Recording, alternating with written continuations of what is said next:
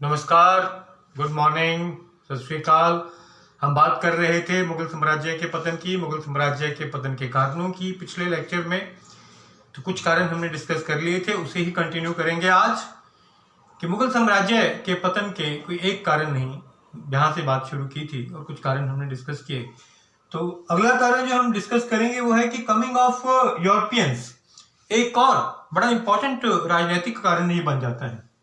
Coming of Europeans, अकेली British east India company ही यहां पर नहीं आई, पुर्तगाली, डच ईस्ट इंडिया कंपनी और फ्रेंच ईस्ट इंडिया कंपनी भी जो है वो भारत आई और व्यापारिक उसके उद्देश्य से ही सभी जो ईस्ट इंडिया कंपनीज हैं वो आई।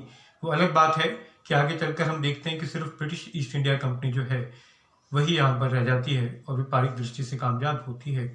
और व्यापारिक दृष्टि से इन कंपनीज का यहाँ पे आना, इन यूरोपीय कंपनीज का यहाँ पर आना, ये इस बात को दर्शाता था कि कहीं ना कहीं जो मुगल साम्राज्य है, विशेषकर औरंगजेब के बाद, वो कहीं ना कहीं इनसे इन्फ्लुएंस हो रहा था, क्योंकि ये लोग थे, कैपेबल थे एक समुद्री रास्ते से व्यापार करने के लिए।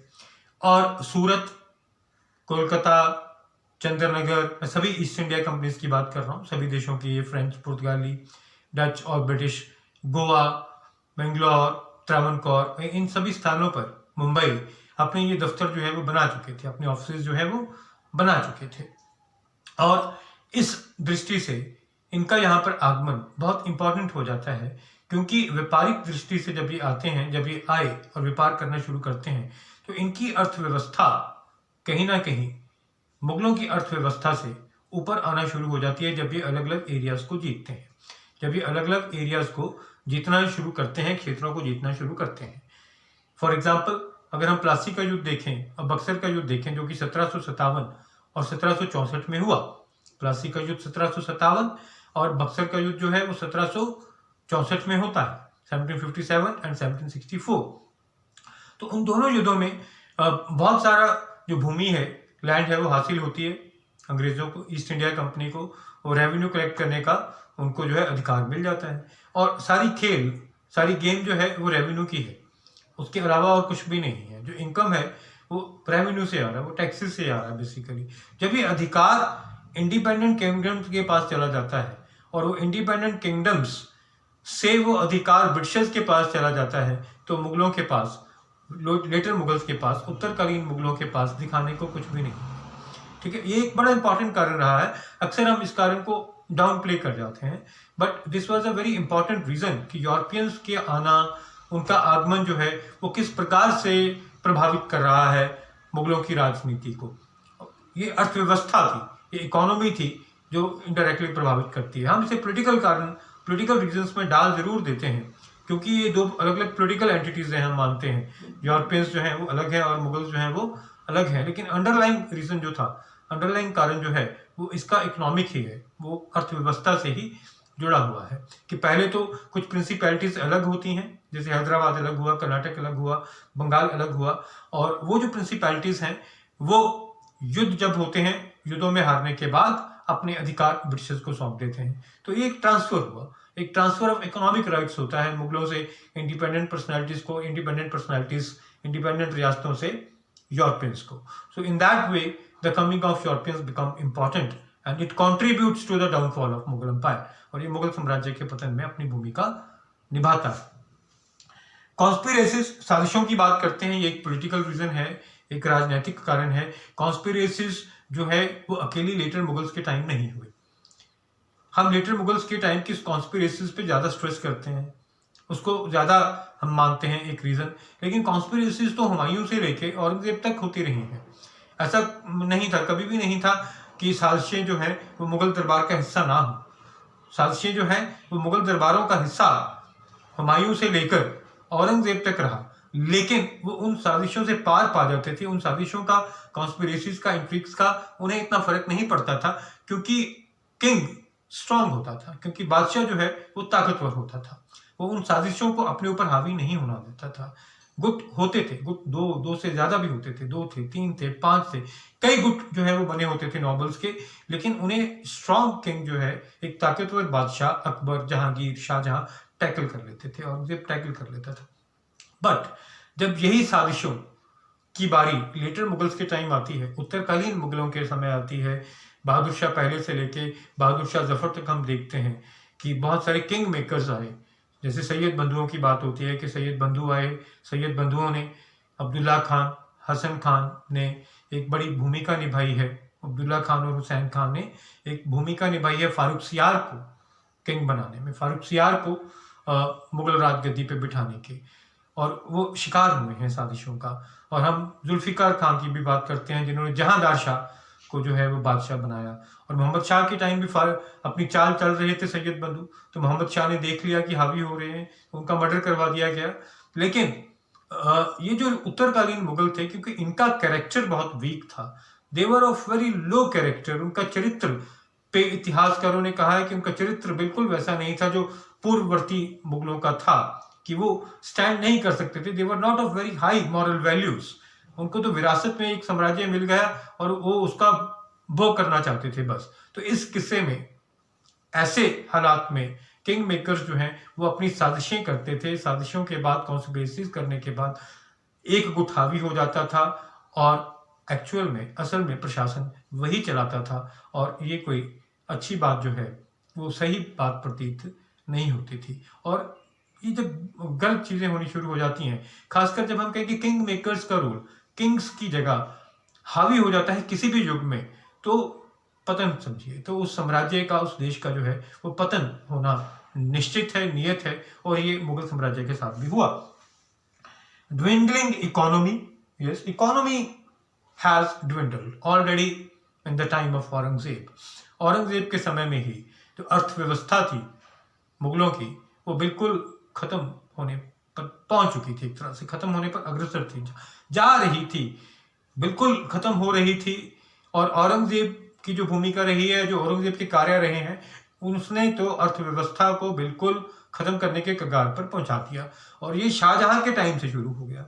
अर्थव्यवस्था सिर्फ युद्धों के कारण नहीं डूबती, कई कार्य होते हैं जिनके कारण अर्थव्यवस्था जो है, इकोनॉमी जो है वो डूबती है। शाहजहां का युग आर्ट एंड आर्किटेक्चर में बहुत अच्छा युग था, गोल्डन पीरियड था।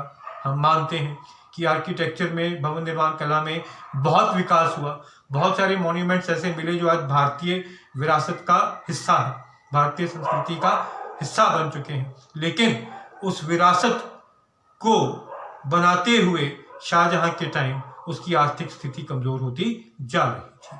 खजाने से जो पैसा जा रहा था वो मॉन्यूमेंट्स तो खड़े कर रहा था, बहुत बिल्डिंग्स तो खड़ी कर रहा था, कैपिटल्स खड़ी कर रहा था, बड़े बड़े किलों का निर्माण तो हो रहा था, लेकिन कहीं ना कहीं वो जो अर्थव्यवस्था थी वो खत्म होती जा रही थी, क्योंकि इनकम जो है वो उस हिसाब से नहीं आ रही थी और एक्सपेंडिचर जो था वो ज़्यादा हो रहा था। उन जागीरों से इनकम जो है वो नहीं हो पा रही थी, रेवेन्यू कलेक्शन जो था वो इतना अधिक नहीं था जिस हिसाब से खर्चा हो रहा था। और औरंगजेब के टाइम उसने इन पे रोक लगाई, इसमें कोई शक नहीं है, नो डाउट इन दैट। लेकिन उसके दक्षिण भारत के अभियानों ने ज्यादा खर्च कर दिया जितना कि शाहजहां के टाइम आर्किटेक्चर पे होता था। तो दक्षिण भारत के अभियान उसके हुए हैं और 25 वर्ष तक उसका जो दक्षिण में रहना, उसने अर्थव्यवस्था को, मुगल अर्थव्यवस्था को बिल्कुल ही खत्म कर दिया था। बिल्कुल ही एक तरह से हम कह सकते हैं कि अर्थव्यवस्था डूब चुकी थी और जागीरों से इनकम जो है वो बिल्कुल मिनिमल होती जा रही थी, क्योंकि एक जागीरदारी क्राइसिस भी उस टाइम आया, उसकी बात भी हम करेंगे। तो dwindling economy was also one of the reasons for the downfall of Mughal Empire। जब अर्थव्यवस्था खत्म होती है तो आप साम्राज्य को राजनीतिक तौर पर भी नहीं बचा पाते, आप बिल्कुल भी नहीं बचा पाएंगे राजनीतिक तौर पर भी। तो ये बात भी एक हुई है, ठीक है। और अगला पॉइंट जो हम देखते हैं वह है जागीरदारी प्रथा। जागीरदारी प्रथा को हम इकोनॉमिक कॉजेस में मानते हैं, एक इकोनॉमिक रीजन लेके चलते हैं। अकबर के टाइम बहुत सारी भूमि को, जागीरों को खालिसा लैंड में कन्वर्ट किया गया, एक तरह से उसका राष्ट्रीयकरण किया गया, हम मानते हैं। लेकिन आगे चलकर औरंगजेब के टाइम खालिसा लैंड को जागीरों में कन्वर्ट कर दिया गया, जागीरदारी प्रथा ऊपर आई, जागीरें बांटी जाने लगी और बहुत सारी जागीरें दी गई। तो जागीरदार बहुत पावरफुल होते गए, जागीरदार पावरफुल होते गए और आगे चलकर हम देखते हैं कि राजनीतिक तौर पर वो पावरफुल हुए, वो कुछ साजिशें भी करते रहे, वो कुछ और लोगों के साथ मिलके, गुटों के साथ मिलके इनके खिलाफ एक सेंट्रलाइज्ड सिस्टम के खिलाफ साजिशें भी करते थे, कॉन्स्पिरेसीज भी करते थे। लेकिन जागीरों से इनकम आनी कम हो गई, उससे जो आमदन आनी थी वो कम होनी शुरू हो गई। ये अक्सर कहा जाता है कि औरंगजेब के टाइम मनसब मिलना तो मुश्किल था, औरंगजेब के टाइम और आगे जाके लेटर मुगल्स के टाइम मनसब मिलना मुश्किल था, लेकिन जागीर मिलना तो नामुमकिन था। मनसब एक ओहदा जरूर मिल जाता था, लेकिन जागीर किसी को मिल जाता वो बड़ा मुश्किल होता जा रहा था, नामुमकिन होता जा रहा था, क्योंकि जागीरें बची नहीं थी। तो एक जागीरदारी क्राइसिस जो है वो हम देख पा रहे हैं। सैनिक कारण भी रहे हैं, क्योंकि मिलिटरीली खत्म हो चुका था, और जो भी राजतंत्र होते हैं, जो भी मोनार्कीज होती हैं, उनका एक बहुत बड़ा पिलर होता है जो सैनिक व्यवस्था होती है। एक अच्छी सैनिक व्यवस्था, एक सशक्त और सुदृढ़ सैनिक व्यवस्था जो मिलिट्री है, वो एक बड़ा इंपॉर्टेंट पिलर होता है, स्तंभ होता है किसी भी साम्राज्य का, क्योंकि सैनिकों पर ही निर्भर करता था साम्राज्य का विस्तार। और साम्राज्य का विस्तार और बाकी बगावतों को दबाना, जो क्षेत्रीय शक्तियां थी, जब वो बगावतें करती थी, जब वो विद्रोह करते थे, तो उन विद्रोहों को दबाना ये भी एक सैनिक शक्ति पे ही डिपेंड करता था, एक अच्छी सैनिक शक्ति पे डिपेंड करता था।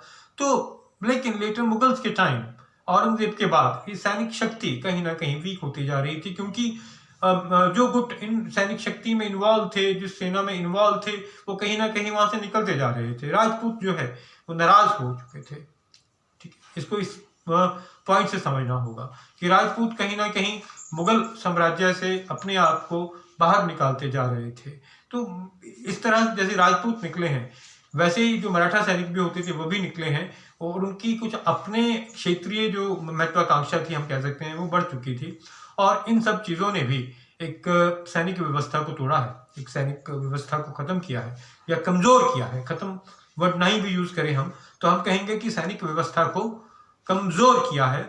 और हम देख रहे हैं कि एक सशक्त सैनिक व्यवस्था जब एक कमज़ोर सैनिक व्यवस्था में बदल जाती है, तो पतन जो है वो किसी भी साम्राज्य का नियत हो जाता है। बहादुर शाह जफर तक आते आते तो मुगल सेना बची ही नहीं थी, ऑलमोस्ट बिल्कुल नाम की सेना जो है बची थी। तो ये सभी कारण रहे हैं मुगल साम्राज्य के पतन के, मुगल साम्राज्य के डाउनफॉल के। मैं उम्मीद करता हूँ कि आपने इन कारणों को अच्छी तरह से समझा होगा।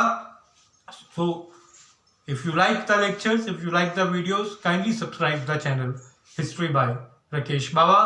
Thank you very much.